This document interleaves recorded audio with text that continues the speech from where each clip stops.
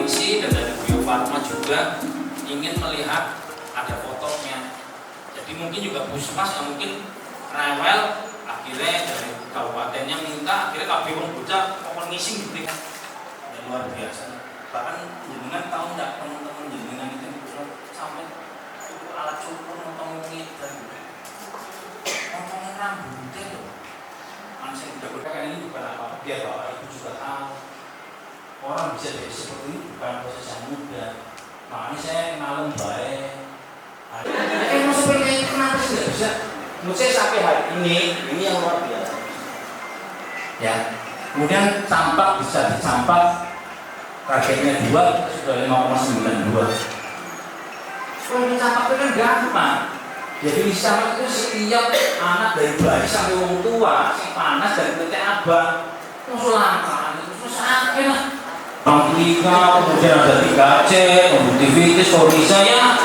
Itu kan kasus bukan surveillance.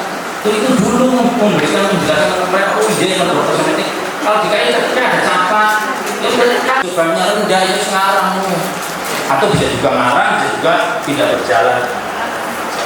Kemudian rubelanya kurang dari 1. Lanjut. Tolong dikerjakan, itu gampang definisinya. Usia berapapun dan yang DR-nya lebih tinggi berarti bagus, waspadanya tinggi, pengawasannya sesuainya tinggi. Jadi yang misalnya yang kita curiga 10 ternyata kasusnya gitu, enggak. Kalau ternyata dia ada sudah diperiksa aja, mau diagnosanya apa aja juga. Kemarin kan ada ketemu. Ya jangan mikir kasusnya kebal anak AIP. Ya memang orang pengen anak AIP, tapi orang yang ada lumpuhan yang mendadak yang kita curiga itu harapannya diperiksa laboratoriumnya negatif. Ya lanjut. SMA, pemeriksaannya sama, cuma untuk gula darah sewaktu tidak semua diperiksa. Intinya itu. Jadi berdasarkan hasil screening yang paling gampang, misalnya kita curiga orang tuanya kencing manis, ya yang mungkin kalau anak SD kayak derita pendidikan kencing manisnya orang ngerti ya. Kenapa? Ya ini yang mungkin saya sampaikan, sudah pernah saya sampaikan juga, kita itu screeningnya paling rendah seprovinsi. Yang pertama disiapin berarti sasaran.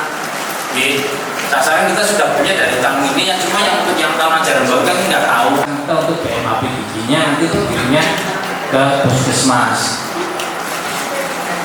Ya sama juga untuk thalassemia juga kita tidak semua dilakukan tes pemeriksaan thalassemia, karena juga suaranya berdatang dari pagi jenis pemeriksaannya ya semua ya bisa lewat screening. Ya harapan kita buat nyusun yang di depan kita, karena pasti jumlah murid sekolah kita jauh lebih banyak daripada tenaga pelaksananya. Yang penting tenaga inputnya itu diperkirakan berapa, kalau sehari dari satu desa ini berapa, ya inputnya harus jangan 1 orang ya, kalau nanti ya nggak ngejar. Lanjut ya, barangkali ada yang berbeda ya bisa nanti diperbaiki ya. Ini kita juga siap-siap untuk menyiapkan apa-apa yang kurang. Kalau tadi ada yang kurang, ini alat-alatnya tidak ada. Ya ini ya sama jumlah sasaran dengan tadi. Ya, ini persiapannya. Ya ini yang mungkin perlu diatur juga. Kalau dulu kan perjalanan biasa, kalau ini kan ada CKG, mungkin ada lebih banyak. Ya tapi sebenarnya dalam situ. Tapi kalau tidak ada, misalnya anaknya kayak dari Twitter ya kayak garuk-garukannya koreng, ya itu coba didalami di kencing manisnya, screening diabetesnya, tidak langsung juga bisa langsung dilakukan pemeriksaan. Tapi kalau yang kayak masyarakat ya tidak usah. Mungkin anak-anak yang perlu pemeriksaan ada kebugaran. Ya kebugaran, tapi kalau tobat tolong dikomunikasikan itu apa yang mau disiapkan buat teman-teman di puskesmas. Ada enggak BMI? Yang BMI? Yang aktivitas fisik ada buat anak sekolah? Ada Pak, ada. Lah yang itu yang mungkin nggak ada kan dari penjagaan dulu.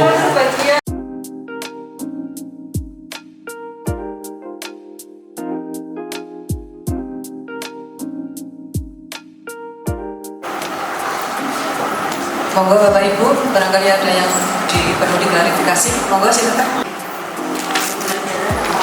Puskesmas mana? Sidang Mulia ada. Kemudian yang sisa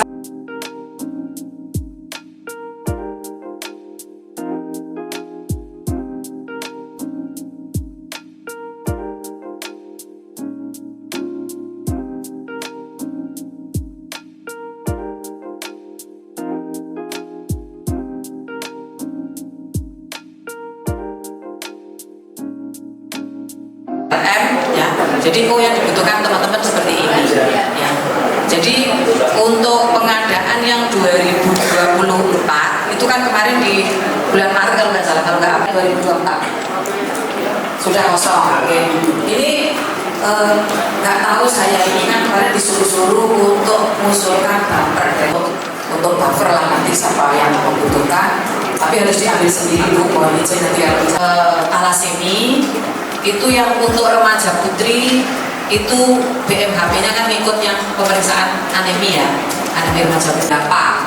Jadi kemarin saya sebelum usulan tahu ini trouble-nya nanti di mana ketika itu harus ganti cartridge atau harus ganti settingan alat dari PCR yang untuk HPV DNA kemudian berubah PCR untuk yang TB dan mungkin berubah lagi folder dari dinas. Karena untuk HPV DNA semua untuk pemeriksaan rekanannya ini akan mencoba bisa ada dulu karena kan juga udah lama nggak pernah.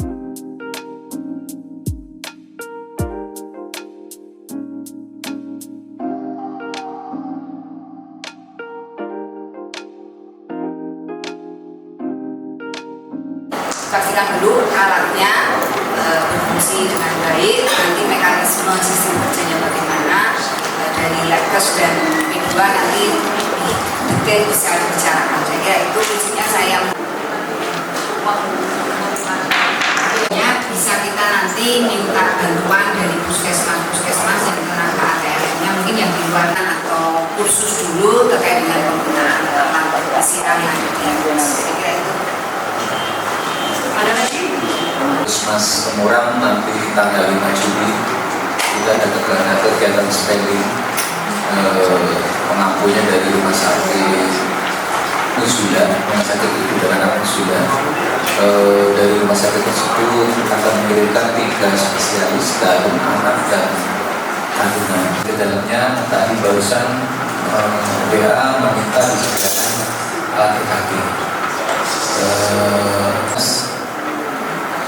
Sekalian izin Pak Dr. Edi mungkin nanti terkait dengan ketersediaan EKG kalau di Kemurang ada, berarti biasanya kami pinjam di puskesmas yang lain, dan di Bali Tanjung sudah siap.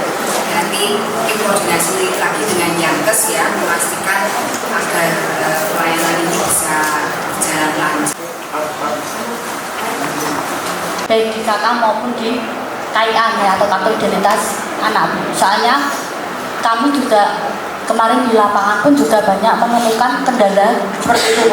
Jadi ada perbedaan antara NIK yang di KTP ini yang pasien umum ya, antara NIK di KTP pasien maupun di KK itu ada perbedaan antisipasinya. Soalnya kelas kami melakukan pemeriksaan, tapi ternyata pas datanya itu tidak bisa masuk di entrian CKG dikarenakan adanya kendala dari identitas dari si anak sekolah itu dan remaja. Ya, mungkin bisa antisipasi dari dinas kesehatan, mungkin bisa dengan Dukcapil atau bagaimana. Terima kasih. Sekalian, ini kan kita masih dalam persiapan. Memang nanti saya berencana dengan pendidikan kita juga akan berkoordinasi, memastikan juga terkait IP-nya atau mungkin apa tadi identitas anak ya, atau mungkin di kakaknya. Mungkin di grup kampus juga itu kami tampilkan terus. Harapannya Bapak Ibu bisa ikut memonitoring lah perjalanan teman-teman ya, karena teman-teman di puskesmas ini yang saya luar biasa. Puskesmas itu bukannya luar biasa lah ya, dan memang hanya orang-orang yang luar biasa yang mau kerja di puskesmas. Cuma saya ingin ngomong yang angka di sini, saya selalu pengen bicara pakai data. Karena angka di sini adalah menurut saya sih dalam masih banyak hal yang kurang itu menurut saya luar biasa. Kita berubah seperti ini aja juga luar biasa dalam 2 tahun dari dinas, dari B2, terus kemudian beberapa bulan di KIA Kesga, isi ya menurut saya teman-teman di dinas juga mau belajar ya, mungkin di Kesga isi baru belajar grafik bikinnya gitu menurut saya juga luar biasa. Mudah-mudahan apa yang kita kerjakan, kita perjuangkan bersama ya bisa membawa manfaat yang baik untuk depannya. Mungkin dari Sony sebelum ini ada Mbak Neni tambahan. Mbak Nani, penutupan rapat hari ini tadi sudah banyak disampaikan oleh Pak Kabid bagaimana capaian SPM kita. Ya, prinsipnya